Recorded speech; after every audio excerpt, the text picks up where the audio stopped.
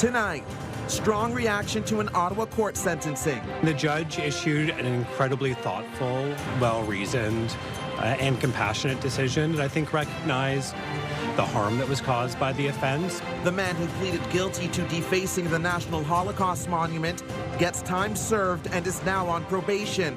Meanwhile, some say it doesn't send a strong enough message for a crime they feel came with a lot of hate for the Jewish community.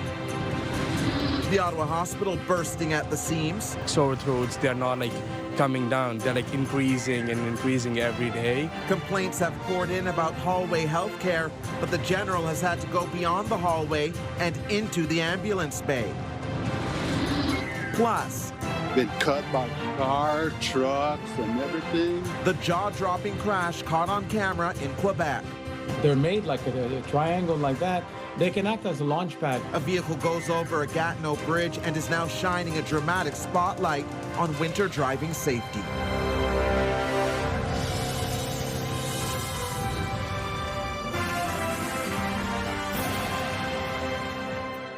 Good evening. Patricia is away. We begin tonight with a sentencing at the Ottawa courthouse in a case that made headlines across the country last year. The former city lawyer who defaced the National Holocaust Memorial with blood red paint was spared further jail time, the decision drawing mixed reaction, angering many in the Jewish community. CTV's Katie Griffin is here with more. Katie. Well, Stefan, the judge in this case says Iain Aspenlieder should have known better and found while he was not motivated by hate, he knew his actions would jeopardize the security of the Jewish community and acted anyway. The sentence of 5 months for time already served means he won't have to spend any more time behind bars. Is there anything you'd like to say, Mr. Aspenlieder? Iain Aspenlieder leaving court Wednesday after being given a suspended sentence for defacing the National Holocaust Monument last year. I mean, the judge issued an incredibly thoughtful, well-reasoned, and compassionate decision that I think recognized the harm that was caused by the offense, but also Mr. Aspenlieder's personal circumstances. The 46-year-old former City of Ottawa lawyer pleaded guilty in July 2025 to mischief to a war memorial, admitting to throwing blood red paint on the monument and writing the words, "Feed me." Aspenlieder told court he was making a connection between two tragedies, the murder of 6 million Jewish people and what's currently happening to Palestinians. Reading her decision, Superior Court Justice Anne London Weinstein says, "I found that he thought things through, and while not motivated by hate, acted despite knowing his actions would jeopardize the security of the Jewish community." The Center for Israel and Jewish Affairs among many groups denouncing the sentence, saying it does not reflect the gravity of what is indeed a hateful act and its impact on the Jewish community, not only in Ottawa, but across Canada. The situation in Gaza has become the fuel for dramatically increased anti-Semitism worldwide. 5 months in custody plus 2 years probation for a property offense on a first offender is a significant sentence. Aspenlieder admitted he was proud of what he did and aware his actions would or could cause fear, upset, and hurt to the Jewish community. If there is anyone who can be rehabilitated, reintegrated, and contribute in a positive way to the community, Mr. Aspenlieder is exactly that type of person with his pro-social and positive background up until this offense. Aspenlieder is now on probation for 2 years, and among the conditions, he must stay away from any Jewish or Israeli institution. Stefan. CTV's Katie Griffin reporting live for us tonight. Thank you, Katie. Turning now to the latest on the flu season and the ongoing pressure many hospitals in our region are facing. Cases remain high, and the Ottawa Hospital is once again using an old ambulance bay, which has been transformed into a patient overflow area. CTV's Austin Lee joins us live with those details. Austin. Well, Stefan, it seems like almost everyone either is sick or knows someone else who is, and health experts say this could shape up to be one of the worst flu seasons in years. It was a tough holiday season for Belleville resident Jatin Jatin. I was unable to sleep. I was having a 105 fever. I was unable to go to my work. I took 10 days off. I even went to the hospital overnight. And he's not alone. He says there were several others in the Belleville hospital with similar symptoms. Fever, cough, or sore throats, they're not coming down. They're increasing and increasing every day. So most of the people were waiting there for just for these. Influenza has surged across Ontario, forcing the Ottawa General Hospital to utilize an old ambulance bay that has been transformed into an overflow facility for patients when demand is high.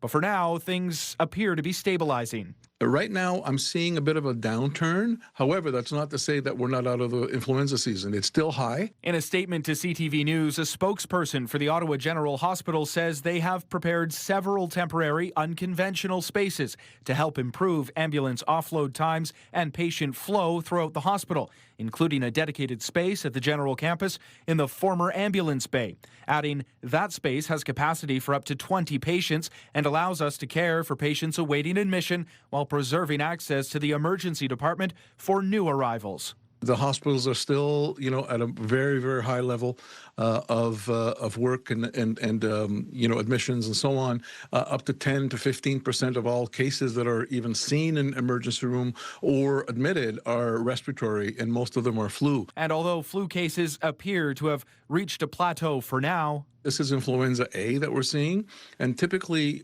in springtime, as influenza A goes down, we kind of see an influenza B going up a bit. So again, if people are questioning themselves saying, is it too late to get the flu shot? Absolutely not.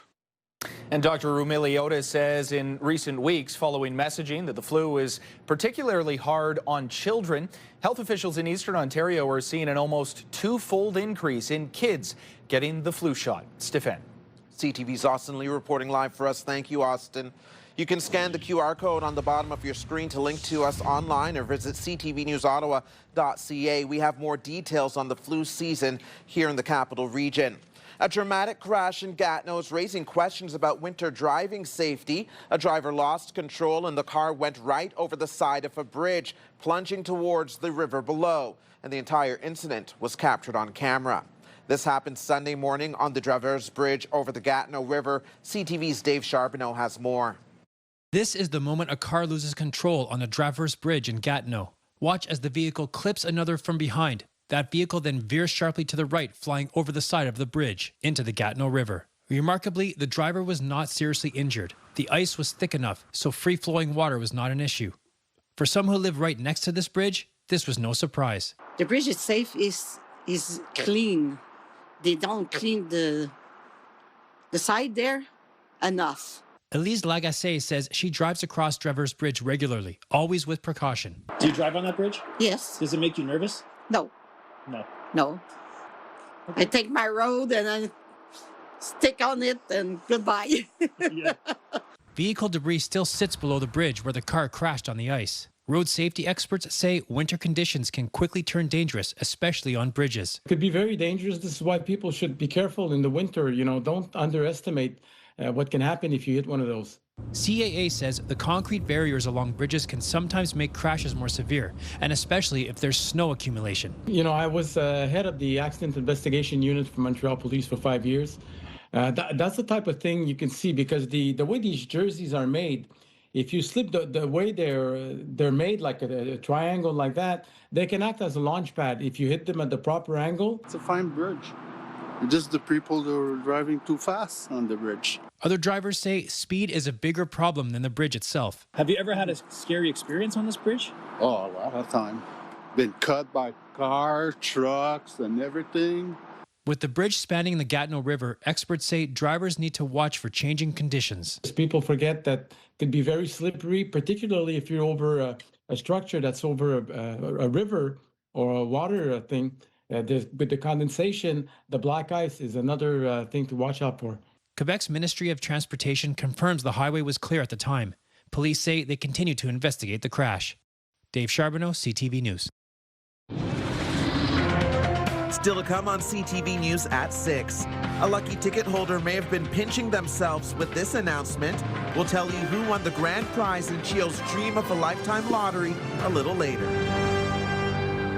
Here's a live look through our Centennial Glass Sky Cam. It is -2 out there right now, with the wind adding an extra chill. Now for our first check on the weather forecast, here's Jackie. Well, thanks so much, Stefan. It was kind of nice to leave the thick winter jacket at home, but it was very slushy for the conditions out on the streets and the roads as well. So you might want those rain boots. Taking a look at what we can see, mainly cloudy skies is what we had for our Wednesday. This will continue into our Thursday. There might be a little bit of rain activity moving through very close to Kingston, but it's going to move through very quickly. For Thursday, we are in store for more clouds in the sky. Temperatures for the next 24 hours, we're going to be about the freezing mark for the midnight hour, waking up to about -3, but then we're going to warm up to above 0, so 2 degrees the daytime high. We will get a look at your long-term forecast in just a bit, but right now temperatures around the region sitting around -1, -2 degrees. Stefan.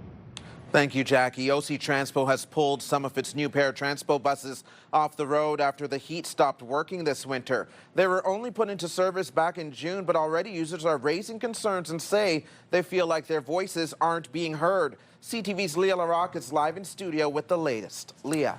Stefan, there are currently 41 of these new Paratranspo minibuses. The transit service says they are working on an HVAC problem with a handful of them, insisting the problem isn't systematic. But this is just the latest issue that some users are raising, including saying that some of the new seatbelts just aren't safe. When Paratranspo pulls up, Catherine Gardner makes sure she bundles up with 2 coats. I never know what bus I'm going to have, but I don't take a chance anymore. That's because some of her rides haven't had heat, making winter almost unbearable. And from experience of freezing on the bus. Paratranspo has a fleet of new 7-meter minibuses that seat up to 10 people. But some were pulled off the road this winter after an HVAC issue was discovered with the heat. Why is OC Transpo, Paratranspo still accepting new buses when they know that the present ones have a heating problem? We spoke to several Paratranspo drivers who have driven one of those buses that doesn't have heat. One said it was so cold it felt like there was an open window in the back, and he actually wore snow pants into work that day. OC Transpo says 5 out of the 41 new buses experienced mechanical defects after entering service. They say these issues are not systematic across the fleet. It's not like a freezer, okay? So I've been able to tolerate it pretty well. Users say this isn't the only problem with the buses. Adding the seat belts can jam and often don't fit properly. The transit service says that seatbelt adjustments have been made following customer feedback. Unfair, but it's not their fault. It's whoever built the buses. Luckily, the heat is functioning on this bus, but Gardner worries for those who may be left in the cold while on their next ride. Are they going to be fixed for this winter? Or are we going to struggle all winter, having to wear 2 coats or whatever, mitts and hats on the bus? You know, if this was a conventional service, there would be public outcry.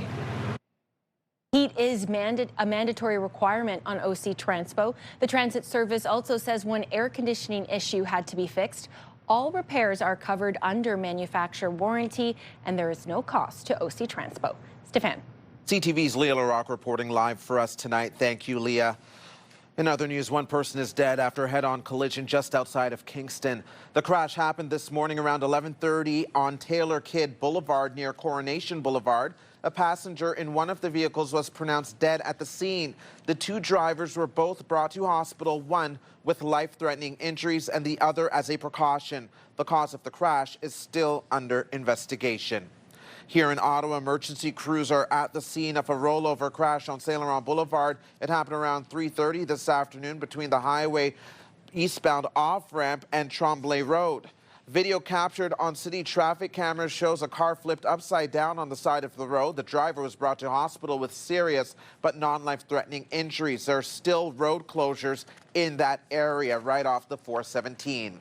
Also, the eastbound off-ramp at Saint Laurent is also closed, and that's creating some traffic backups in the area this hour. You can see that people are reducing speed and driving for the road conditions. You are being advised to do so.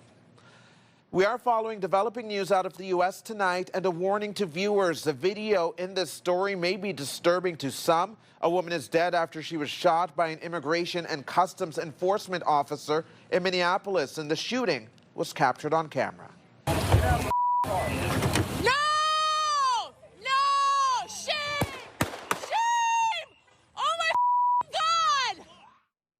Footage of the incident shows an ICE agent firing their weapon at a woman inside an SUV as she attempts to drive toward him.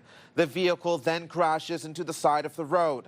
Officials say the victim was a 37-year-old woman. The Department of Homeland Security says she tried to run over officers in a vehicle, and the officer shot her in self-defense. It was an act of domestic terrorism. What happened was our ICE officers were out in an enforcement action. They got stuck in the snow because of the adverse weather that is in Minneapolis. They were attempting to push out their vehicle, and a woman attacked them and those surrounding them and attempted to run them over and ram them with her vehicle. But the mayor of Minneapolis is pushing back on those claims. They are already trying to spin this as an action of self-defense. Having seen the video of myself, I want to tell everybody directly, that is I have a message for ICE. To ICE, get out of Minneapolis. The shooting comes days after the Trump administration deployed 2,000 federal agents to the city as part of an immigration crackdown. Many are noting this isn't the first time law enforcement has made news in this area. This happened just a few blocks away from where George Floyd was killed by police in 2020. Staying in the U.S. now, the Trump administration's national security strategy to dominate the Western Hemisphere may include plans to take over the Danish territory of Greenland. After the U.S. attacked Venezuela, Greenlanders no longer consider Trump's words as empty threats. Here's CTV's Judy Trin. Greenland's vast expanse contains valuable, untapped natural resources. U.S. President Donald Trump covets the territory in the name of national security. He views it in the best interest of the United States to deter Russian and Chinese aggression in the Arctic region. And so that's why his team is currently talking about what a potential purchase would look like. The White House has not set a price. It prefers to acquire Greenland through diplomacy, but will not rule out using military force. Greenlanders like Inuit activist Aju Peter fear Trump will attack her birthplace, like he did in Venezuela. It startled me. Some time ago, I didn't take it seriously.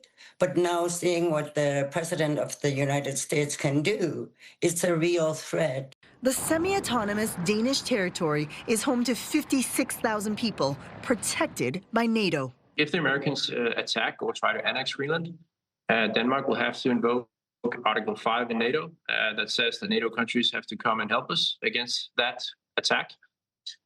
The Americans would, of course, veto that, and then NATO would be finished. Greenland shares a border with Canada on Hans Island in the Arctic Ocean. Now both have faced American threats of annexation. We stand with Denmark, we stand with Greenland. Our closest partnership is with the United States, and we'll work with everybody to make sure that we move forward together. The Prime Minister says Canadian forces can protect the Arctic from Russian and Chinese threats. What the military alliance can't do is protect member nations from an ally. Judy Trin, CTV News, Ottawa. In the meantime, the U.S. has seized 2 oil tankers linked to Venezuela in the North Atlantic and Caribbean Sea. This video shared by U.S. officials on social media shows forces boarding one of the tankers, which is alleged to have been transporting sanctioned Venezuelan oil. The U.S. had been pursuing the vessel for weeks. The U.S. Coast Guard says it also intercepted a separate Panama-flagged tanker carrying Venezuelan oil in the Caribbean.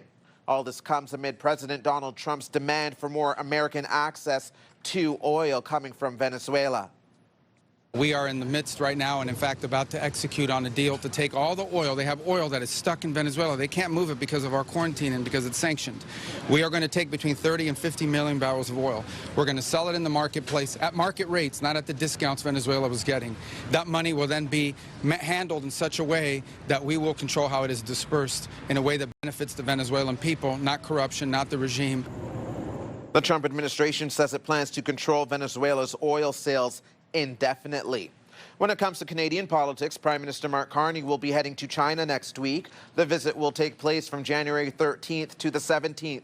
The Prime Minister's office says the meeting is meant to elevate engagement on trade, energy, agriculture, and international security. It will mark the first visit to China by a Canadian Prime Minister since 2017. Last night, Carney returned from a meeting in Paris where he was discussing a possible peace deal in Ukraine with other world leaders. The high-profile attorney representing Rob Reiner's son has resigned, but is insisting Nick Reiner is not guilty of murder. He asked to be replaced by a public defender today. The judge approved that request and delayed Nick Reiner's arraignment. He has been held without bail since his parents were found stabbed to death in their LA home 3 weeks ago. The arraignment is now set for February 23rd. A new year comes with new recycling rules for Ottawa residents. City crews are no longer picking up paper and plastic recycling, and while not much changes, rather, more items can now go in your bins. CTV's Kimberly Fowler explains. New province-wide recycling rules are now in effect. Today, everything is gone already except the garbage. The blue bin's gone. The compost is gone. So, yeah, so far it's working here. Meaning the City of Ottawa is no longer collecting your blue and black bins. The province has shifted responsibility for the Blue Bin program to Circular Materials, a nonprofit representing the producers of paper and packaging materials. At a province-wide level, probably the biggest change is we're moved to a new unified and expanded material list. There are no changes to your collection schedule. They were here earlier, so I hustled to get my garbage and recycle out by 7 or shortly after, because historically in this neighborhood they've been coming very late, like this time of year, 5, 6 o'clock at night.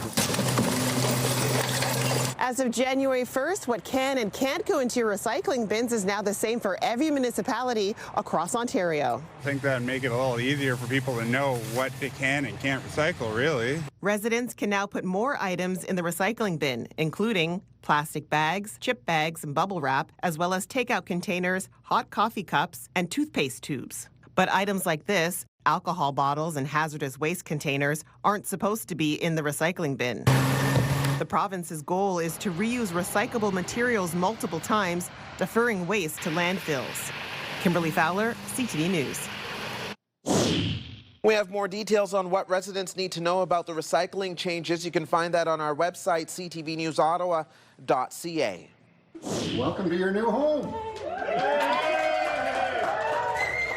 Coming up, we introduce you to the winner of the Chio Dream of a Lifetime Lottery Grand Prize as she gets set to see her new Minto dream home for the very first time. Jackie. Well, thanks so much, Stefan. Many are excited by the warmer temperatures coming our way. Good for us, but not so great for the ice conditions on the canal. The full skateway still open. You can get the latest update on the NCC website. Now, taking a look, -5 overnight tomorrow, getting to a daytime high of about 2 degrees, mainly cloudy skies. Here's a live look through our Centennial Glass Sky Cam, where temperatures are hovering around -2, but factor in that wind chill, feeling closer to -7. The most important part of any journey is to arrive safely. Hi, I'm Patricia Boal. And I'm Stefan Keys from CTV. Distracted or impaired driving can have devastating consequences. Hey, it's Ashley. And Gord from Ottawa's Pure Country 94. Always plan for a designated driver, and please keep your phone down. Everyone can help keep communities safe. Drive safe. Brought to you by the Ottawa Safety Council. For more information on road safety programs and services, visit ottawasafetycouncil.ca. Today's Snow Report brought to you by Some Edelweiss, where happiness falls from the sky. Here's today's snow report. If you're headed over to Edelweiss, there's 4 centimeters of fresh powder. There are 2 of 5 lifts running and 11 of 22 runs open. If we take a look at Mont Cascade, 4 of 6 lifts and 13 of 21 runs. Calabogie Peaks has all 3 lifts in operation and 15 of 26 runs. Over at Ski Volage, 3 of 4 lifts and 8 of 20 runs. Camp Fortune, 5 of 7 and 14 of 27. For the quickest access to the mountain, purchase your tickets online, sommetedelweiss.com. Grab your pass at the pickup box and head straight to the lift. One lucky resident is the new owner of the Minto Dream Home. Amy Savard started the new year by learning she won the grand prize in the CHEO Dream of a Lifetime lottery. Here's CTV's Peter Sperling. Welcome to your new home. Amy Savard is stepping into her new home. She's the winner of this year's grand prize in the CHEO Dream of a Lifetime lottery, a package worth $3.7 million. How do you feel? I'm speechless. I'm still trying to wrap my head around it. It doesn't feel real. It's her first time seeing the Minto Dream Home in person. Unreal. And touring the more than 5,300 square feet, including 2 primary bedrooms. Oh, wow. And a full-featured basement, including state-of-the-art theater room. It's like hard to believe. The grand prize also includes cash, a Mercedes SUV, groceries, and more. I am so excited. I don't know what to say. I'm still trying to process everything, but obviously very grateful and excited to be here. Savard says she's been purchasing tickets to the lottery for several years. Honestly, I don't have any kids myself, but a lot of my friends have kids, and I know how important CHEO is for the community, so it's just a way to give back. Voila. Thank you very much. Winners of other prizes in the lottery announced too, including Luke Clark, winning the 50-50 draw worth just over $1 million. I mean, we always hope that we're going to win, but we never think we're going to win. This is the largest CHEO Dream of a Lifetime lottery yet, with $5.2 million in prizes. But of course, the real winners are the children at CHEO. Everything that happens at CHEO happens with community support. So this being our largest fundraiser, this is exactly how we provide our colleagues at CHEO Research Institute, Roger Nielsen Children's Hospice with the resources they need to do the great work they do for all the kids and families that rely on us. As for Savard, an exciting day and win. I was still convinced it was a scam. When they called me, I was like, this can't be real, right? But I brought my mom with me, and we were just talking about how excited we are, and such a great way to start the new year. Oh, wow. Peter Sperling, CTV News. Congratulations, Amy Savard. Also, if you bought a ticket for the CHEO Dream of a Lifetime lottery, you may still be a winner. A list of winners for many other prizes can be found at dreamofalifetime.ca. The list of winning ticket numbers is online now. Check to see if you have won something. After a cold snap kicked off winter, Ottawa's in for a brief stretch of warmer days. Some of the ice melting on the Rideau River along Strathcona Park. Some runners are taking advantage of the mild temperatures. One person even wearing shorts. Now, Jackie Perez is here with a closer look at the forecast. And Jackie, I certainly know that I would not be that individual wearing shorts. I was going to say not yet, but maybe Friday, because temperatures are going to get much warmer. Right now, we are sitting at conditions about -2 here in the capital. We saw a daytime high about -1. Mainly cloudy skies will carry us into the evening. Now, temperatures overnight about -3 for most of Eastern Ontario, -5 in Brockville, -6 in Pembroke, as well as in Petawawa. Montreal, a little bit warmer at -2, but there is still a chance of that light flurries moving through just east of us. Taking a look at tomorrow's highs, well, maybe it's going to be shorts weather for more people tomorrow. A daytime high about 3 in Cornwall and Ottawa, 4 degrees in Brockville. A little bit of that sunshine moving through in Kingston as well as Pembroke. So really the temperatures are starting to climb. By the time we get to Friday, we will be closer to that 10-degree mark. May not quite hit that though. Taking a look at our next several days though, the conditions, it's going to be a lot more wet weather moving in as well. So cloudy to start off our Wednesday morning. We may see some pockets of some sunshine moving through, but then we're going to have mainly cloudy skies. Friday morning, however, a different story. You definitely want to bring your umbrella, perhaps your raincoat and rain boots, because we are anticipating between 3 to 5 millimeters of rain moving steadily through the region, and that's going to take us into Friday evening.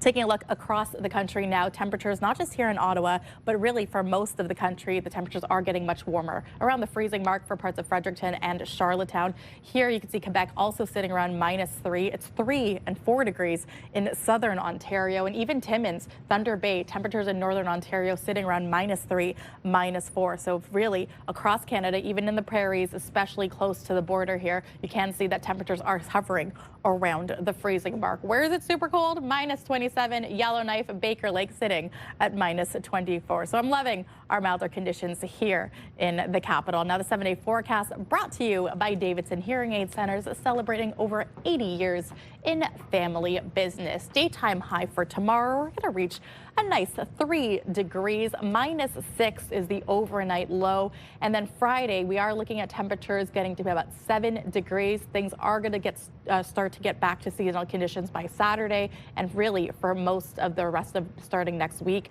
we are going to be sitting around milder temperatures. -1 for Saturday, -2 for Sunday. So you can see that wet weather or that lingering flurries are going to be sticking around for most of this weekend and pretty much next week, Stefan. Yeah, I like the milder temperatures, Jackie, but I don't know about all of that precipitation. It just feels like things are going to get messy in the capital. Yes, but shorts weather, though, for Friday? No, we're not there yet. Don't fool yourself. They're actually frontline operational roles, a lot of them, and they're really focused on human connection. Just ahead, new year, new you, and maybe a new source of employment. We'll share a list of the most in-demand jobs for 2026 a little later. Tonight, home sales sinking in major markets. I'm afraid not to be able to cover my mortgage and my living expenses. What's driving the dramatic drop and how long the slowdown could last? Later on CTV National News and watch live on Crave. CTV News community and weather anchor Jackie Perez. Weeknights.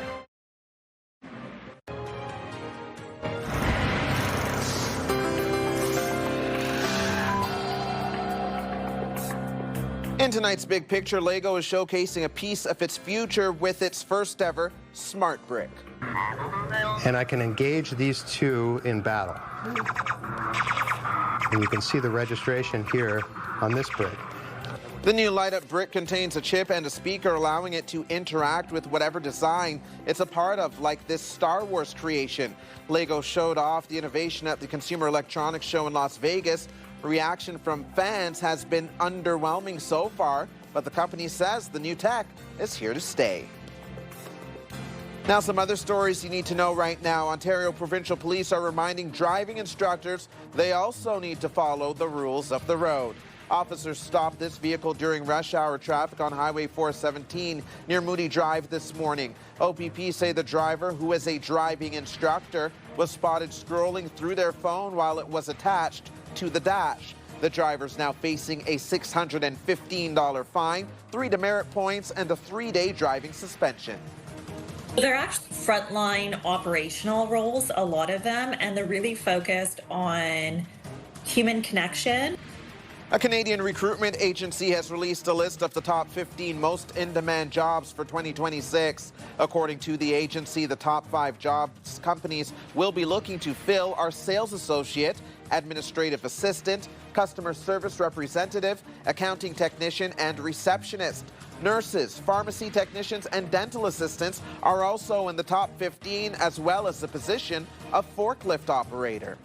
A new report says Canada's office vacancy rate has fallen as more companies scale back hybrid work arrangements. Commercial real estate firm CBRE says the national office vacancy rate dipped to 18% at the end of 2025. That's down from 18.7% in 2024. It is the first time the rate has fallen since the pandemic. Several of the country's big banks, as well as the Ontario government, are among the employers who have pushed staff to return to the office. The report also says vacancy rates improved as landlords converted or demolished some buildings.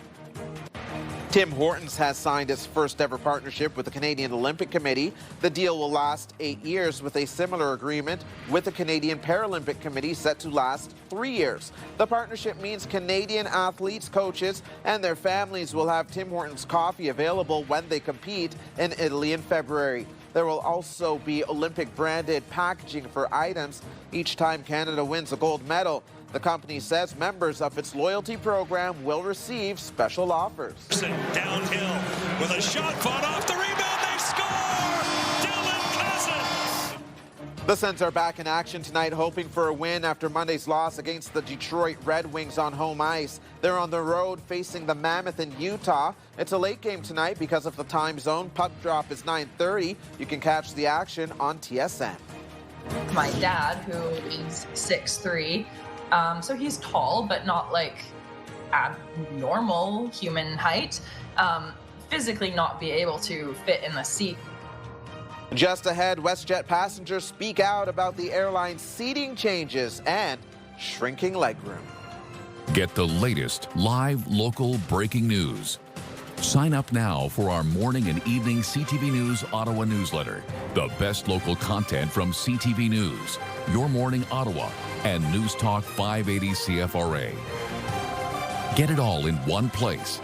Sign up now at ctvnewsottawa.ca. The CTV News Ottawa newsletter is brought to you in part by CAA Business.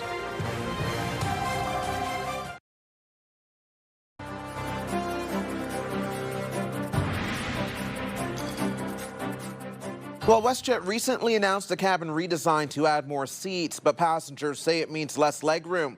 The airline argues this will help keep prices low, but the move is already raising questions about comfort and safety. Here's CTV's Heather Wright. Dad, could you just straighten out your legs there? Impossible. Economy class isn't known for its expansive legroom, but recent changes to some WestJet planes have some customers saying the airline has gone too far. It was shocking to get in there and then have my dad, who is 6'3", so he's tall, but not like abnormal human height.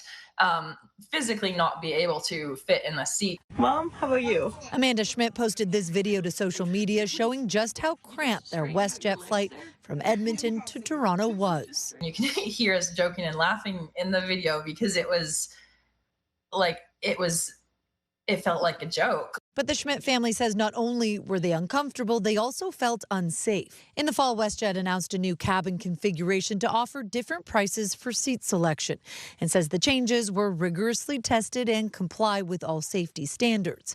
The airline says the new configuration allows the carrier to keep airfares low. To continue to do so, we need to try new products. These aircraft accommodate an extra row by varying seat pitch between 38 and 28 inches. But some passengers say just because an airline can reduce legroom doesn't mean they should. It's gotten worse, actually. Yeah. No, we were very uncomfortable flying with them. While others say they feel airlines are nickel and diming passengers on everything from legroom to luggage. If there's too many little fees, it's better just to go with a different airline. WestJet says they are monitoring the rollout of these new seat configurations and will take into account feedback from both passengers and staff on the changes that have been made. Heather Wright, CTV News. Returning now to one of our top stories, Washington is wasting no time taking control of the oil industry in Venezuela, and that poses a risk to Canada's industry. BNN Bloomberg's Mirella Fernandez has more. The U.S. now says it will control Venezuela's oil industry indefinitely. Washington also says it is importing over $2 billion worth of oil from Venezuela. The barrels of heavy crude will be refined in the U.S.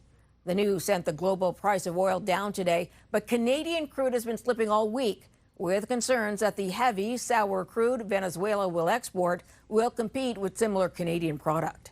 Here are the closing numbers for the day. The Canadian dollar is down to 72.16. West Texas Intermediate is down to 56.32.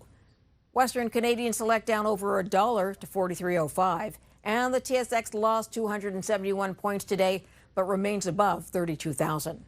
Those are your business headlines. I'm Mirella Fernandez. The vehicle is going to depreciate faster than the rate you're paying it off. If you plan on buying a new car this year, get ready for the expected price hikes. Just ahead, we share some advice that can help you save money, whether you're buying new or used.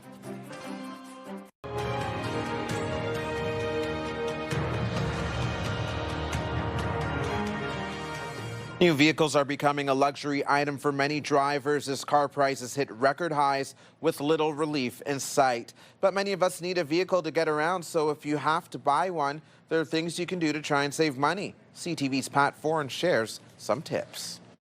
If you're in the market for a new vehicle, get ready for sticker shock. According to Auto Trader, a new car in 2019 sold for about $40,000. In 2025, the average price jumped to more than $63,000. The median price of a used car 6 years ago was just under $19,000. Last year, the price almost doubled to more than $35,000. This is the new norm. So if you have been thinking about, okay, it used to be $25,000, now they're mid-30s, I'm going to wait it out, I would not suggest that. If you're buying new, watch out for dealership add-ons. You could be pitched extras you may not want or need. Add-on products can add hundreds, even thousands of dollars to the price of the vehicle. So don't let a dealership pressure you into paying for them or tell you that they're mandatory. They're absolutely not. Leasing can make sense for some drivers, but before you lease, there are trade-offs to consider. Make sure you know what the mileage limits are, the fees that you could face at the end of that lease, and any sort of maintenance or repairs that you have to pay when you turn in the car at the end of the lease. When it comes to financing, if you're buying new, you may be able to get incentives such as reduced interest rates through the manufacturer. If buying used, it can pay off to check with your bank or credit union. Sometimes dealerships offer promotional financing, which can save you a lot of money. But at the very least, talking to the bank gives you a baseline that you can compare against what the dealer offers. And when it comes to those really long 84 or 96-month loans, think twice. The monthly payment may seem lower, but interest can drive the overall cost much higher. The rate you're paying off the vehicle is far too slow, and the vehicle is going to depreciate faster than the rate you're paying it off. Whether you're buying new or used or leasing, don't feel rushed into signing a contract. There is no cooling off period when purchasing a car. Take the time to know what you're agreeing to save you stress down the road. Pat Foran, CTV News.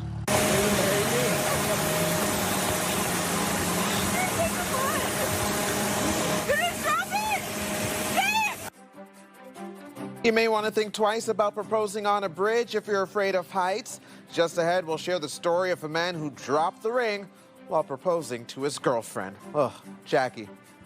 Well, thanks so much, Stefan. Taking a look at the next several days, we're in for another gray, cloudy day for our Thursday, but temperatures are going to start to increase. But with this comes some wet conditions. Rainy weather on the way for Friday. We'll have a look at your long-term forecast in just a bit. Now, here's a live look through our Centennial Glass Sky Cam. It's -2 degrees out right now.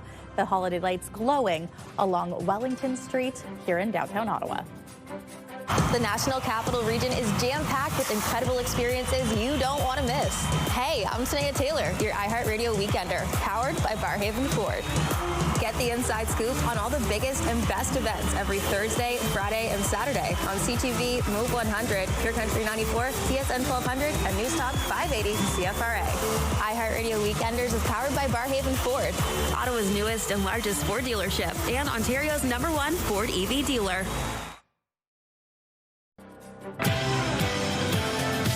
Tomorrow on CTV, Your Morning Ottawa, have you ever thought about purchasing a home with friends or a partner? We look at the benefits and the risks of co-ownership. Wake up the right way with Your Morning Ottawa starting at 6. Hairstyles, courtesy of Salon Fiorella.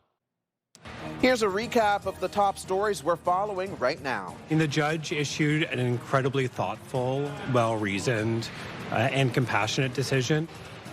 The former City of Ottawa lawyer who defaced the National Holocaust Memorial given a suspended sentence and will serve no additional jail time beyond the 5 months he has already served. The hospitals are still, at a very, very high level of work and admissions and so on. Pressure on Ottawa's hospital system as flu cases remain high. The Ottawa Hospital is once again using an old ambulance bay to accommodate more patients. They're made like a triangle like that. They can act as a launch pad. A driver loses control in Gatineau and flies off the Draveurs Bridge. The collision captured on camera. Thankfully, the driver was not seriously hurt. Now for a final check on the weather forecast, here's Jackie. Thanks so much, Stefan. Going to be a little bit chillier than what we saw today, -5 to kick things off. But the good news is we are going to be above the freezing mark for our daytime high. Look at this, 3 degrees and may not be quite shorts weather for a lot of people out there. We will see a little bit of that sunshine moving in, but then the clouds and the rain and precipitation will move in for Friday, where we are anticipating 3 to 5 millimeters of rain moving through. But I'm loving the temperature daytime high, 7 degrees, Stefan. Saturday, Sunday, and as we start the rest of next week, we are getting back to seasonal conditions hovering around the freezing mark. So I'm going to take Friday. Maybe we might see some people out on the patio if there is some patios out there right now. I almost thought you were going to say you're going to take Friday off. I was like, don't leave me. Got to get on that canal before it closes. There we go. And finally for us tonight, a man spent months planning a romantic proposal to his girlfriend, but it didn't exactly go as planned.